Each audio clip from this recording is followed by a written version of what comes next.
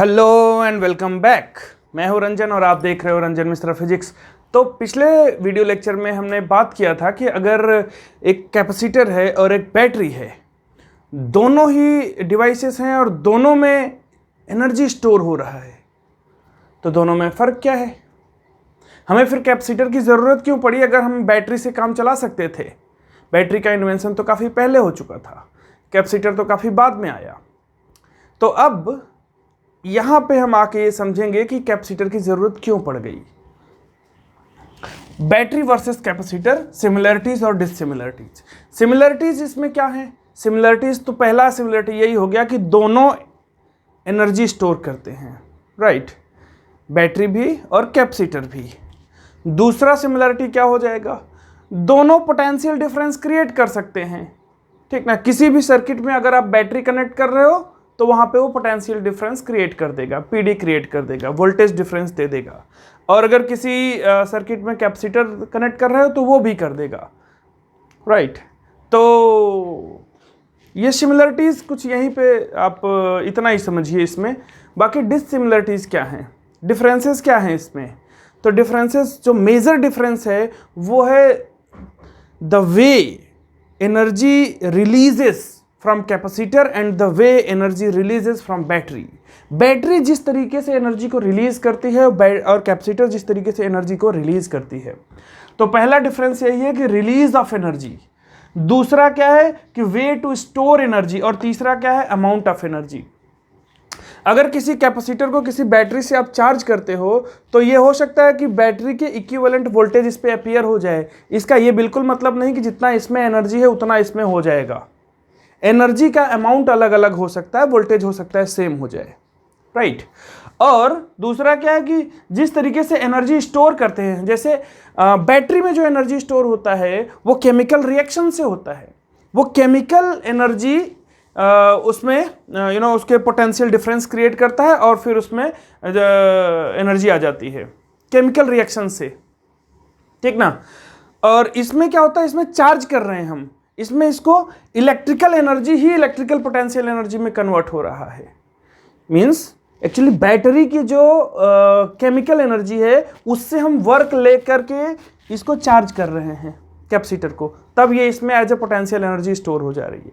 पर इन दोनों के अलावा जो ऊपर वाला टॉपिक है ये सबसे इंपॉर्टेंट है, द रिलीज ऑफ एनर्जी। यही डिफरेंस लाता है। कैपेसिटर का जो मेजर रोल है वो यही है।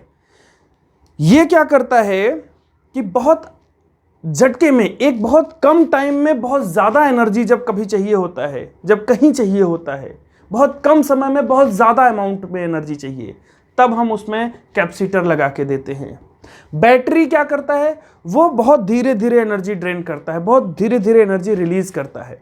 ये कुछ उस तरीके से जान लीजिए जैसे अगर मेरे पास मान लो कि ये एक ग्लास है और ये इसको अगर मान लो कि ये कोई बड़ा वाटर का जग है, ठीक ना, सपोज, और यहाँ पे एक टैप लगा दो, टैपिंग नल लगा दो, तो उस नल को आप खोल दो तो धीरे धीरे धीरे धीरे वाटर ड्रेन होगा, वाटर रिलीज करेगा ये, ठीक ना?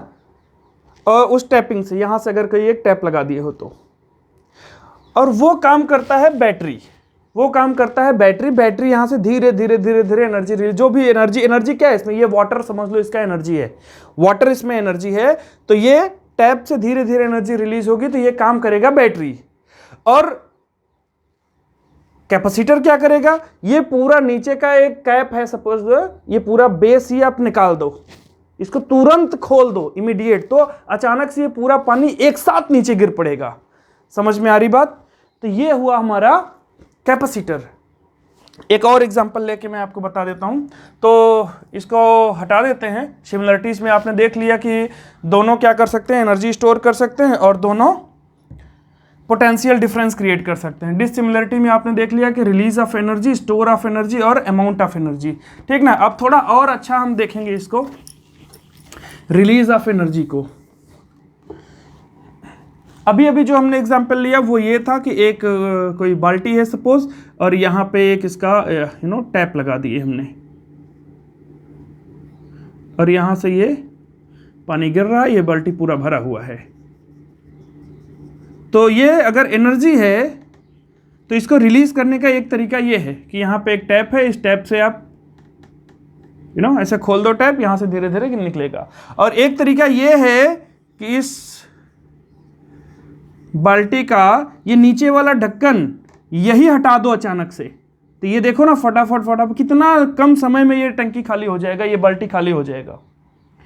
तो ये जो बहुत कम टाइम में बहुत ज़्यादा एनर्जी रिलीज कर देना है, ये काम कैपेसिटर का है। ये काम बैटरी नहीं कर पा रहा था, इस वजह से कैपेसिटर की ज़रूरत पड़ी।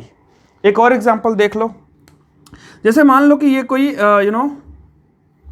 डैम है, ये क्या है, कोई डैम है, बांध है। अब यहाँ पे ढेर सारा ऐसे पानी इकट्ठा है, और यहाँ पे ये क्या है, इसके गेट्स हैं। आप देखा होगा डैम में ऐसे गेट लगे होते हैं। अब हम कंट्रोल्ड वे में पानी रिलीज करेंगे तो ये गेट खोल खोल के करेंगे, है ना। तो ये कंट्रोल्ड वे में ये बैटरी ऐसे रिलीज करता है। और अगर कैपेसिटर है तो ये डैम का, ये समझ लो ये बांध, ये दीवार तोड़ दो तो ये फटाक से ये पूरा पानी निकल जाएगा, राइट। तो और बाढ़ सी आ जाएगी यहाँ पे एनर्जी की, यहाँ पे वाटर का।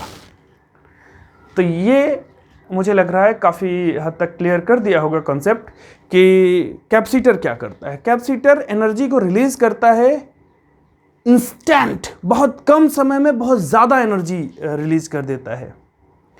अब इसका एप्लीकेशन, इसी वजह से इन दोनों के एप्लीकेशन अलग अलग हैं। जहाँ कहीं हमें बहुत कम समय में बहुत ज़्यादा एनर्जी चाहिए होता है, वहाँ पे हम कैपेसिटर यूज करते हैं। जैसे पहले जो डिवाइस वो आते थे, अभी आजकल तो कैमरा अच्छे आने लगे हैं, बट पहले जो एनालॉग कैमरा आते थे, वो फ्लैश वाला कैमरा आता था, तो उसमें कैपेसिटर लगा होता था।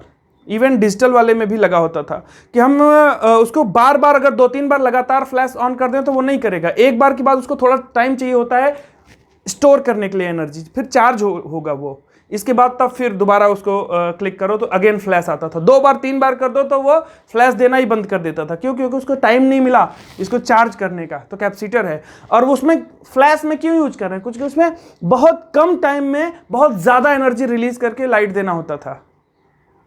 तो आई थिंक अब इसका एक बेटर अंडरस्टैंडिंग हो गई होगी कि दोनों में क्या फ़र्क है। बेसिकली दोनों में कई तरीके के फ़र्क हैं, but the release of energy, the way they release energy is quite different.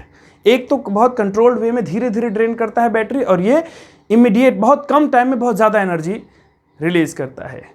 तो इस वीडियो के लिए इतना ही। अगले वीडियो में हम देखने जा रहे हैं कि कैपेसिटर, अब चूंकि हम कैपेसिटर बना चुके हैं, उससे हमें एनर्जी भी स्टोर कर चुके हैं, तो उससे अब हम ज़्यादा वर्क लेने की कोशिश कर रहे हैं, तो ज़्यादा एनर्जी भी चाहिए। एक्चुअली मैंने पहले भी बताया कि इंसान बहुत लालची है। जैसे ही उसको एक बात पता चलती है कि अच्छा इसमें एनर्जी है तो इससे काम ले लिया जाए, अब हम कोशिश करेंगे उसमें और एनर्जी कैसे डालें, सेम उसी स्ट्रक्चर में हम ज़्यादा एनर्जी कैसे डालें। जैसे देखो उसी कैपेसिटर में और ज़्यादा एनर्जी अब हमें स्टोर कराना है, तो क्या करेंगे? इसमें मान लो energy E is equal to क्या था, V इज इक्वल टू नहीं E, U is equal to half CV² था इसमें, ठीक ना। अब इसके बीच में हम क्या करेंगे? डाइलेक्ट्रिक भर देंगे। क्या भर देंगे? एक डाइलेक्ट्रिक मटेरियल भर के देखेंगे, तब इसमें एनर्जी क्या होगा, कितना ज़्यादा हो जाएगा, कितना कम हो जाएगा, ठीक ना। इसकी कैपेसिटेंस में क्या फ़र्क पड़ जाएगा, डाइलेक्ट्रिक का क्या इफेक्ट होगा, ये देखेंगे हम अगले वीडियो में, ठीक है। और इसके बाद फिर उसका पैरेलल और सीरीज कॉम्बिनेशन कर करके देखेंगे। कुल मिला जुला के हम कर क्या रहे हैं, हमें इससे इसका मैक्सिमम यूटिलाइजेशन या ऑप्टिमम यूटिलाइजेशन करने की ओर बढ़ रहे हैं धीरे धीरे। तो चलिए ठीक है, मिलते हैं अगली वीडियो में कुछ इस तरीके की बातें लेकर के। तब तक के लिए हैप्पी लर्निंग, बाय।